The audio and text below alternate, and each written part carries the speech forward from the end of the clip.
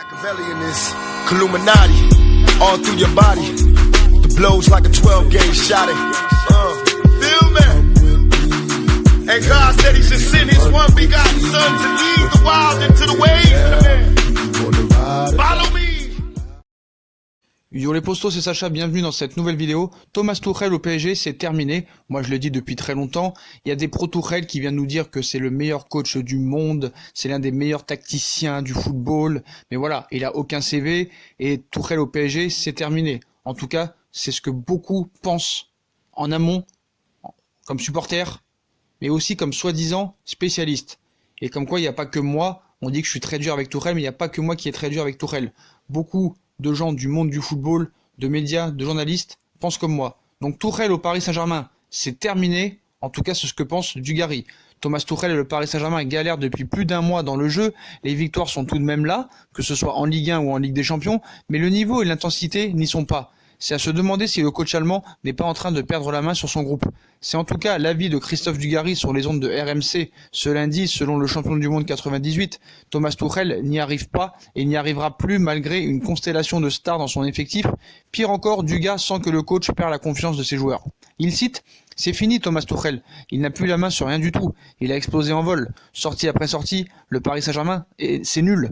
On ne sait pas comment il joue. Je vois la composition, je vois Icardi, Neymar, Mbappé. Je m'attends à voir des aigles, des avions, des accélérations de partout. Je vois des plots, des mecs qui jouent quand ils en ont envie, qui sont recentrés sur leur performance individuelle. Il n'y a rien collectivement, aucun jeu préférentiel. Offensivement, il y a 3 cadors, 3 monstres, et c'est ça que tu proposes. Tu sais que tu vas te faire bouger. Ils l'ont dit avant le match. Attention Montpellier, ils vont mettre l'intensité. Ils sont avertis les mecs. Et bam, ils explosent. Ça veut dire que Tuchel ne leur a pas dit. Et j'ai un gros doute. Ou que les joueurs n'ont pas écouté. J'y crois un peu plus. Même quand ils savent qu'ils vont se faire bouger par un adversaire a priori moins fort, ils ne répondent pas. À part pour se plaindre avec des simulations. Et en plus, quand Thomas Tuchel essaye de jouer sa partition et de faire un changement, le peu qu'il fait, il se prend le petit Mbappé qui fait la gueule de ne pas le faire jouer les 2 dernières minutes. Et il est obligé de se justifier. Il va même plus loin en disant que Tuchel est devenu, selon lui, un entraîneur Inch'Allah. Mbappé se neymarise. Donc Christophe Dugarry, c'est un ancien international français devenu consultant sportif. Il a fait partie des spécialistes qui ont fait part de leur mécontentement face au dernier match du Paris Saint-Germain. Voilà, on l'a vu. Lui s'est concentré sur le cas de Thomas Tuchel ainsi que les attaquants Neymar et Mbappé. Il continue plus loin en disant que Neymar et Mbappé ont un ego surdimensionné. Ils se pensent tellement forts. Le problème aussi, c'est que Tuchel est devenu, selon moi, un entraîneur Inch'Allah. Il se dit toujours que le prochain match, ça va aller mieux. Il se dit, j'espère que demain, mes 2 stars iront mieux et nous ferons gagner le match. Et il prie en espérant qu'il va se passer quelque chose. Je vois pas le PSG qui régresse. Je vois le PSG qui régresse match après match. Tout ce qu'on a aimé est en train de disparaître avec des comportements. Neymar, on a constaté depuis bien longtemps qu'il n'avait pas grand-chose à faire du PSG. Il joue juste pour s'amuser. On est parti avec l'idée qu'il avait des choses à prouver, que c'était sans doute sa dernière année à Paris, qu'il allait se dépouiller, mais on a vite compris qu'il n'en a rien à faire. Il joue comme il veut, ce qui n'empêche pas qu'il a un talent extraordinaire. Mais derrière, il joue pour lui. Ce qui me saute aux yeux, c'est Mbappé qui se neymarise. Il joue l'un pour l'autre sans regarder ce qui se passe autour d'eux. Il s'allonge sur le terrain après son but alors que son équipe n'est pas bonne collectivement. Vous n'êtes pas bon, c'est à chaque fois leur petit manège, leur nombril. Ils se regardent à jouer. Même sa manière de marcher à Mbappé, je vois le PSG qui régresse match après match. Tout ce qu'on a aimé est en train de disparaître avec des comportements. Des aspects négatifs évidents, mais il faut garder quand même une certaine mesure. Certes, on peut concéder à Dugarry que Thomas Tuchel a pas d'impact sur le Paris Saint-Germain, sur ses joueurs, comme à son habitude.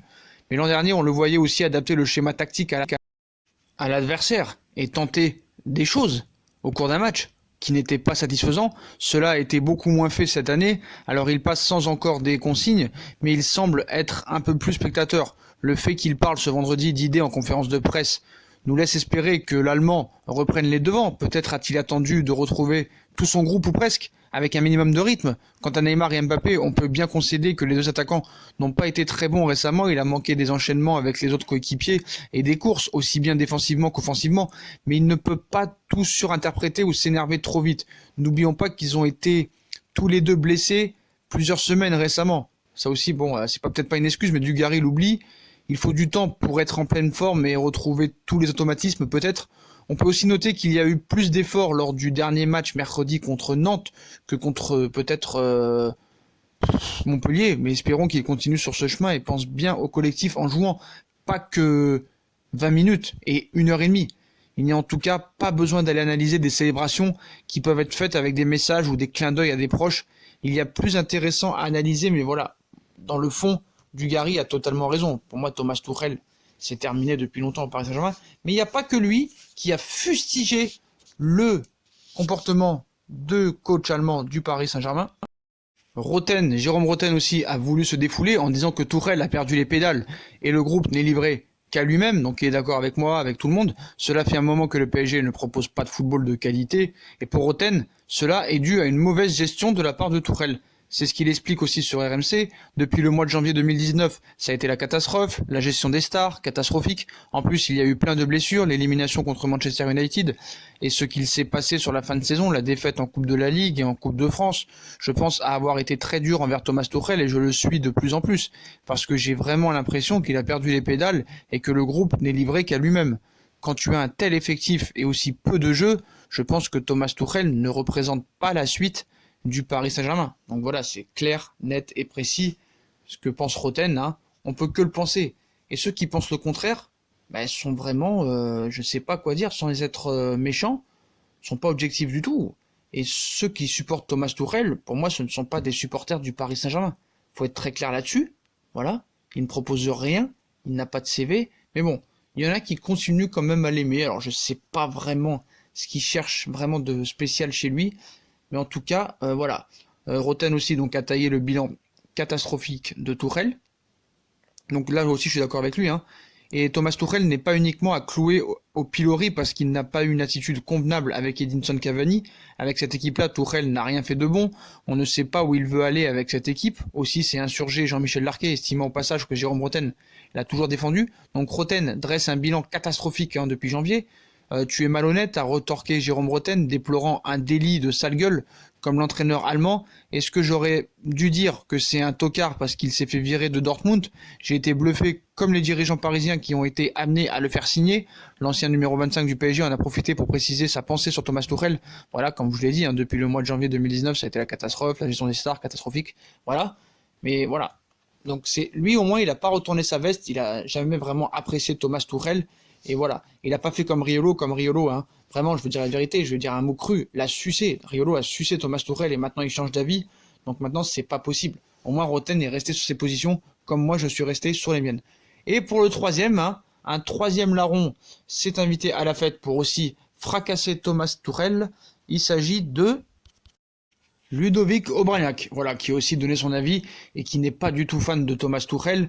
Et il cite: je crois que l'histoire avec Thomas Tuchel, elle est morte, il faut passer à autre chose le plus vite possible. Donc voilà, tout le monde est d'accord, tout le monde est d'accord sur le cas Tuchel. Et depuis la défaite l'an passé contre Manchester United en 8e de finale en Ligue des Champions, il n'y a pas eu que ça. Il y a eu aussi l'élimination en Coupe de la Ligue. Le Paris Saint-Germain, version de Thomas Tuchel, semble en roue libre et se contenter du strict minimum, hormis le match au Parc des Princes face au Real Madrid fin septembre. Pour Ludovic Obraniak, ancien milieu lillois de 2007 à 2012, le divorce avec l'entraîneur est consommé et le PSG doit passer au plus vite à autre chose. Il cite: de mon poste de consultant, je ne suis pas ravi du comportement de Kylian Mbappé. C'est l'accumulation de petites choses. Ce garçon était une fraîcheur. Il avait le sourire. Beaucoup de choses lui sont tombées dessus. C'est pour ça que je tempère ma pensée vis-à-vis de Mbappé. N'empêche qu'il y a un soupçon d'arrogance qui commence à arriver. Il est déplaisant aux yeux des supporters, je pense, mais aussi à nous consultants. J'ai été joueur, j'ai râlé en sortant du terrain. Je l'ai fait, c'est pour cela aussi que je ne lui jette pas la pierre, mais je crois que l'histoire avec Thomas Tuchel, elle est morte, il faut passer à autre chose le plus vite possible, qu'on est déjà loin malheureusement de l'époque où Neymar et Mbappé sautaient dans les bras de leur entraîneur après un but, on se rappelle l'année dernière, après une victoire. Lors de sa sortie hier, Mbappé a eu une attitude franchement froide et distante, n'ayant même pas un regard ou un geste pour son coach qui tentait de le rassurer. Le match de samedi, excusez-moi. Si de plus en plus de voix s'élèvent pour dénoncer une cassure entre l'Allemand et ses joueurs, forcé de constater qu'elles n'ont peut-être pas entièrement tort. De là, imaginer un départ prématuré de l'ancien coach de Dortmund dès cet hiver, c'est la question qu'on se pose. Obraniak va plus loin en disant « Ce PSG-là nous propose la même chose depuis trop longtemps. Moi, je suis admiratif du talent quand il est au service du collectif. Là, le talent, il s'exprime seul et est un même des joueurs autour. Les meilleurs matchs du Paris Saint-Germain, ils ont été sans Neymar ni Mbappé. Dès qu'ils sont là les deux, ils vampirisent tout. Il n'y a pas de jeu collectif. Or, c'est ça qui peut te mener loin dans le dernier carré de la Ligue des Champions. C'est pour ça que je dis que l'histoire, elle est morte avec Tuchel. Il ne se passe rien, il n'y a pas de correction à porter. Disons les choses, si Pedro Mendes revient avec son cerveau sur le terrain après la pause, on ne sait pas si le Paris Saint-Germain revient même au score contre Montpellier. Bon après, il aurait marqué le coup franc Neymar, hein. Je pense pas que ça aurait changé le coup franc. Mais bon, bien malin celui qui pourra prédire une autre fin de match sans la sortie du numéro 5 montpelliérain. Le PSG aurait pu-t-il se réveiller et aboutir au même résultat? Au contraire, aurait-il fini par sombrer? Il est quasiment impossible de répondre tant les individualités de cette équipe sont très fortes et peuvent faire la différence à tout moment. Mais on ne le rappellera jamais assez, le football est un sport collectif qui se joue à 11. Et sur cette saison, Paris, c'est pas ça, quoi. C'est pas top du tout. L'équipe la plus collective composée par Thomas Tuchel, celle face au Real Madrid le 18 septembre dernier, victoire 3-0, ne comprenait aucun membre de la MCN. De là à dire que Leonardo serait bien inspiré de récupérer 400 millions pour les deux joueurs, la somme investie il y a 2 ans et demi pour renforcer l'équipe, il y a un pas que nous ne franchirons pas. Enfin, pas tout de suite. Donc voilà les postos. C'est clair, net et précis tout ça. Voilà, tout le monde le dit, tous les consultants le disent, le gars n'est plus l'homme de la situation. Et ça fait longtemps qu'ils ne l'est plus. Bon voilà, ils se sont réveillés trop tard, tous ces consultants, tous ces pseudo-spécialistes. Mais voilà, il y a un réel problème, il n'y a pas de jeu, donc c'est bien beau de gagner, mais à un moment donné, voilà, t'as investi de l'argent, t'as investi plus de 400 millions sur les joueurs. Icardi, 65 millions, Paredes, 47 millions, ça marche pas. Verratti, Thiago Silva, Kipembe, Bernat, Navas, voilà, on veut du jeu, on veut un milieu de terrain, on veut on veut cesser les blessures et ce coach n'est plus l'homme de la situation. Donc voilà les postos, voilà pour cette vidéo, hein. Tous anti-Tuchel, tous pour que Tuchel s'en aille. Voilà, est-ce qu'on est très dur ou est-ce qu'on n'est pas dur? On veut que notre équipe joue bien parce qu'on a des joueurs qui sont faits pour du beau football et pas pour le jeu proposé en ce moment par Thomas Tuchel. Voilà, on voit qu'il n'y a rien dans le jeu. Niveau 0, niveau 0. Donc voilà les postos, c'était tout pour cette vidéo. Hein. Dites-moi en commentaire ce que vous pensez des propos de Dugarry sur Tuchel, ainsi que Obraniak et Roten, qui ont fustigé et clashé Thomas Tuchel. Ils se sont réveillés un peu tard, mais voilà, maintenant ils ont enfin compris, comme moi j'avais déjà compris depuis très longtemps. Donc dites-moi en commentaire si vous êtes d'accord avec vous. Dites-moi si vous êtes pro ou anti-Tuchel, si vous voulez qu'il parte, qui vous voulez qu'il soit son remplaçant. Est-ce que vous voulez qu'il parte cet hiver ou il faut le laisser quand même finir la saison? Puis comme d'habitude, hein, si on a kiffé la vidéo, on like, on partage, on s'abonne, on active la cloche, c'est très important. On nous suit sur les réseaux sociaux, Instagram, Facebook, Snapchat, Twitter, ainsi que sur Utip si vous voulez m'aider en regardant les pubs gratuitement ou en faisant un petit don par-ci par-là si vous le voulez. Ça vous oblige à rien, vous faites ce que vous voulez. Puis moi je vous souhaite une très bonne vidéo à tous les postos et à très vite pour une nouvelle vidéo. Tchuss!